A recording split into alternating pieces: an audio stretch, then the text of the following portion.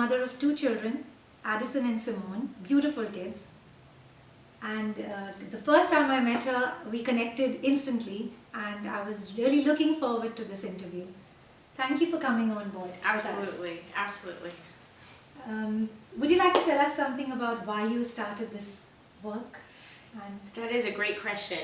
You know, when I was younger, I knew I wanted to be a pediatrician. And pediatrician to me meant babies. And until I got to college, and there was a woman who came to one of our classes to speak and tell us what she did. And she was a teen doctor in Oakland. And she worked in this really difficult part. So she worked with Oakland children. Her name is Dr. Staggers. And what ended up happening was I saw how I could be a doctor the way she presented as a doctor. And I also, in that same moment, knew I couldn't be a doctor for babies because everybody loves babies. Not everybody loved the teens. And so the teens needed a good advocate, and that's what switched me. And I went, I think the babies are taken care of. yeah. I should stick up for teens. Which means you have it in you to understand Exactly. issues. That's it. And help them, and you're the kind of the It makes perfect sense to me. Like it makes perfect sense, and I can stand there, and that is where I can best empathize. So I felt like that was what I could do. Yeah, I mean, that's a gift. That's definitely a gift, and we need more people like you. So I really liked something that you had written about. I was reading one of your articles, and I really liked the fact that you said that it's very easy for a teenager to make or break their life, and it's the insight that helps them to make their life. Absolutely. And where did you come out with that? Are you very spiritual? Do you meditate? Do you believe in some faith? I do. I actually think that over my years of living, you get exposed to so many different coping skills. And you start to, if you are curious enough about your reactions to things that happen to you, you can see what works and what does not work. And you can also feel, and I really think it's something you have to feel. Right. You can feel your comfort level with how proud you are of how you reacted. Yeah. So what happens over time is you see a situation where somebody was in need of a voice, and their voice was not there, but you had yours, but you didn't stick up for them. And then you go, what made me not stick up for them? Why didn't I say something? That doesn't make me feel very good, right? So then you note that to yourself. And these things can happen such that you cannot like the feeling so much afterwards that you choose that the first time, when I see it again, I will act according in what is aligned with my spirit. Right? With what you really think inside. Correct. And if you don't, if you align it with what you're saying outside and how you're acting, then all of a sudden things start to mesh better for you. Yeah, so that's insight. Insight. And so what happens is with teens, they don't know enough of the world to understand what that is. I could name it because I was older. They can't name it because they're in a world where a lot of the times people are telling them how to feel. Yeah. They are obligated to the way their family thinks. Yeah. And depending on how open their family is, they don't understand their other ways of thinking. Right. It doesn't mean that you're saying to them, your family is bad, you should not love your family. This is not it. But it does mean there's another way of looking at that situation. Right. And what is amazing is that when I can explain to them, do you understand why your parent reacts that way when you say that? So that's do you understand why it is when your sister sees you, if she's in a good mood, she treats you okay. And if she's not in a good mood, then she rains all her rage on you. When you can understand that difference, then you can sit there and say, wow, there is something going on for you. Right. There is not something I've done to deserve this treatment. And more importantly, there is nothing I can do to change it for you. Right. Because what happens is for the teen, they think that I'll try and be as perfect as I can. I'll try and do everything as well as I can. I will try and help out around the house. I will try. It drives into such a level of fear living that they have anxiety. Right. But if you can get them to understand that you are not the problem, and that in fact your birth was designed to challenge that person's view of themselves, but they can't see it. Right. So they're not able to look at themselves at that age. Correct. Unless they have no pressure. Correct. Because then the pressures distract them from what they're really feeling. Correct. They literally will reassign what they know. And I usually, for them, I'll call it their spidey sense. It's like your spidey sense is telling you there's a better way to parent. Exactly. So because so many of them identify with superheroes, superheroes, you know, if you really watch them, and for me, I'm always watching it through the eyes of a teen doctor, right? So I'm always seeing everything as this is the way we act, we behave, we react to things, right? So I can see it as, wow, look how in tune this person is with their greatness, that they can detect the most subtle thing that's off about that person to go, something's wrong about that person, I think that's the bad guy, right? And it's the same thing when they are thinking something's wrong. Mind you, they've been thinking something has been wrong since they were toddlers, since they were babies. They just could not name it, right? And instead they spent that time trying to perfect who they were to make it go away. And impress absolutely. And impress everybody else. Look, I get straight A's. Look, I play the instrument. Look, I volunteer, blah, blah, blah. And meanwhile, they're going, nothing's changing. Right? And so that's when you say to them, nothing's changing because the person that needs to change is there. Not you. Not you. Of course. So once they get that, that's why nothing worked. So be you. Be you. And let that person deal with their own things. That's liberating. It's really liberating because you don't have to now worship other people's thoughts of you. Of course. Now you can spend your time perfecting your spidey sense, right? Of course. Yeah, you can actually get into yourself instead of looking outside. Correct. And that's so that means that you behave in accordance with your spirit, with your spidey sense, with your insight. And when you do that, wow, your feeling of worthiness goes up. And your feeling of value goes up. So you're confident, and then even if you're not understanding something, you're going to blame yourself. Correct. For it. You're going to look at how you're going to solve the issue rather than, kind of being perfect. Correct. And that's when your problem-solving skills come into play. That's when the do better instead of do perfect concept comes into play, because you don't mind the failure. The failure is, what am I here to learn? Right? One of the things that I'll teach teens is, when you have an obstacle, you need to look at that as life trying to teach you something. Life is teaching you something. So instead of going, why me? Why did this happen to me? Why does this happen to me? You can say, wow, what am I supposed to learn right now? What am I supposed to learn? And if, in fact, what pops into your head is, why does this always happen to me? Well, that's life remediating you. It's saying, you didn't learn the lesson the first time, so I'm going to show it to you again, and I'm going to show it to you again until you get it. But your question should always be, what am I supposed to learn? Not, why is this happening to me? As though you were a victim. When you can change the mindset like that, then all of a sudden, when a friend abandons you that you thought was your friend, then you ask yourself, why did this happen? If I really think about it, I always felt like I had to try so hard to keep that friend. And then you start thinking to yourself, was that friend really making me a better person? Or were they making me compromise who I am and begging for the friendship? And when you can ask yourself those things, oh, well, okay. Because then it's just attachment rather than is that person helping you to grow? Correct.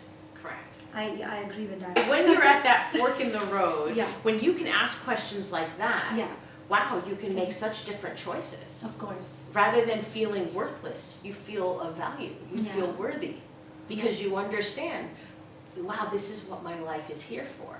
You know, Oprah has this thing where she says, you are worthy not because of the things you have done or accomplished, but because you were born. Very different way of looking at your life. So much easier to look at it like that when we go through the difficult route. Correct.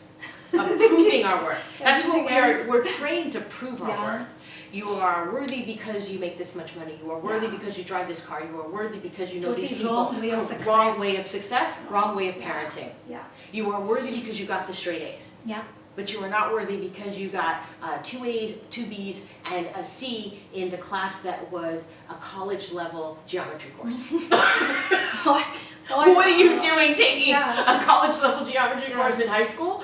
We are in awe of your bravery. Mm. But we don't say we are in awe of your bravery, we go, why did you get the C? Yeah.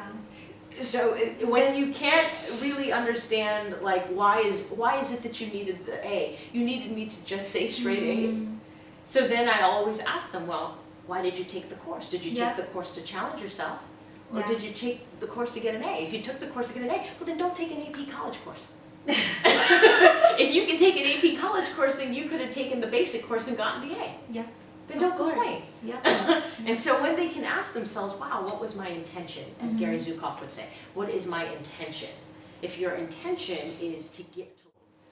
So my thinking with the Common Core, as everybody tries to get to know what it means more, is that, you know, they tried to do this No Child Left Behind, Yeah. and that used a testing route in order to bring up the academic achievement, and that really didn't work because it sort of catered to the test, and it used school time to do more testing. They believe the Common Core was more about saying, okay, these are the criteria we want every child to meet at each level, and then this would put us on track to matching what we see internationally, and so that way the students in the United States would be parallel to what is going on internationally. Okay. So in all the subjects. Right. Right. But it's sudden. How can they It do is that? very sudden. It is- How can they do that in the 6th grade when all of them have done 5th grade Correct. to a certain? Correct. There's no bridge. There's no bridge, and at some point you have to change over, you know? Yeah. And so, you know, this will be the difficulty, the stickiness Mhm. of doing it. The beginning. Yes, it's also, you know, for me, irrespective of how you're teaching, like what you're teaching, Yeah. there is something that the teacher brings to the subject Of course. that is a magic Mhm. that will still affect Common Core. You know, it's going to affect still what the child learns and how they learn it, because if you are teaching to the middle, by nature, school will teach to the middle, right? Whether you use Common Core or you No Child Left Behind, they're still going to teach to the middle, To the- right? They're Yeah. not going to do too advanced because everybody can't keep up. And Yeah. they're not going to do too low because Yeah. then everybody's going to be bored. So the whole thing is it's still going to teach to the middle. Yeah. And so without understanding that even a classroom of students Mhm. will have different learners, different people, Mhm. and will need to be inspired differently, Of course. really will It just depends on the teacher, correct. the It'll educator. depend on the educator and the system and the belief system of that, you know? Right. Yeah. So does the Common Core apply to university and high school That's as well? actually a part of where it started. It Okay. started like the university sect, and then I think Cornell was one of the initial places that it started. Was it? And then Okay. somebody else adapted it, and then somebody else somebody adapted it, else. exactly, and then it became this national. Oh, I see. Yeah. So do you see it more? Part of the issue with Common Core in high school students is high school is where you can differentiate the learning in terms of accelerating and having a student say, I'm going to take an AP course, I'm going to take an honors course. So that can sort of pull them out of a Common Core curriculum Right. strictly. Yeah. Versus in elementary school and middle school, you're sort of held to that unless you have a teacher who can see, wow, this student is particularly bored, let me challenge them by moving them up. You know, I see. that would take the magic of a teacher. So when I was in 7th grade, I had a teacher who, oddly enough, one of the first days of school put me in detention, and she ended up being the very same teacher who said, this child does not need to be in this level of courses, and we should move her up.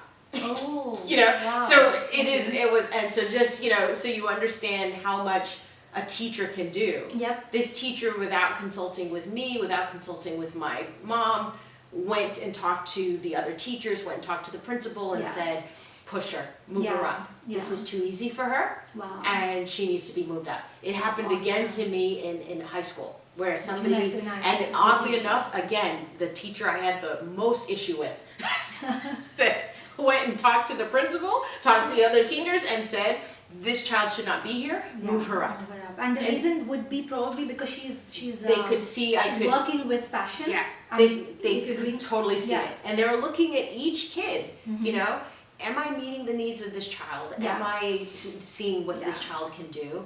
Let me put this Sorry, child. in a class of how many children? There were probably between 25 and 30 kids. Wow, and I she went could to do public that. school. Yeah, And she could do that. Yeah. So then what's the excuse you have? exactly. Where So, did you study? I was actually, I grew up in Jersey, and I went to. You've always lived in the US? In the US? I've lived in the U.S.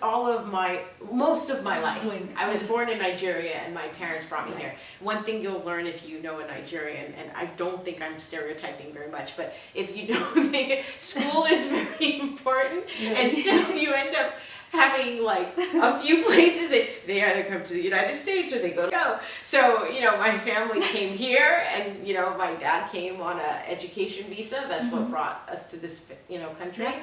And that was always a big deal. So, you know, anytime I tried to come home from school and act like the other kid was the priority in this house, and like going, and so, you know, I'd always reshift and things like that. But, you know, when you have that kind of upbringing, it sort of changes your work ethic around school and how you do things. Sure. I think that now we've a little bit. I think we've become too concerned with sort of standardizing things and forgetting the individuality of things, so that you can say, yes, this is the common core, and this child needs a little more. So that he can also be common. Correct. Exactly. But I think that, you know, what I usually tell, you know, the teens is that, you know, you have the box, but the people who think outside the box are the ones who do it. The people who did Google, the people who did Yahoo, you know, the people who have thought these things up did not think within the box. Right. They thought outside the box. And so it's sort of like, you know, when you have thinkers like that, you know, how does a teacher recognize that within a common core or a No Child Left Behind? How do we support teachers, educators, parents, the community, the army that stands behind a student, right? How do we support that individuality of saying, you are a thinker, you are a different thinker? We forget. It's like when we listen to music and we hear somebody that's really popular, we see an actor and they're really popular. What we don't hear is how hard the everyday was with the rejections, with the try again, with the get up again, with the doubt. Should I do this? Should I not do this? We don't show them enough of that. That's true. And when we don't show them enough of that, the misconception is that overnight things happen without the hard work of every day. And so that's sort of how we have led them to thinking things should be easy. When really that's not. That's not the way Life is a test of character. Life is about you evolving into your best character, your best self. Of course. And you do that through challenges. You don't do that through easy. It can't be. It can't be. That's it.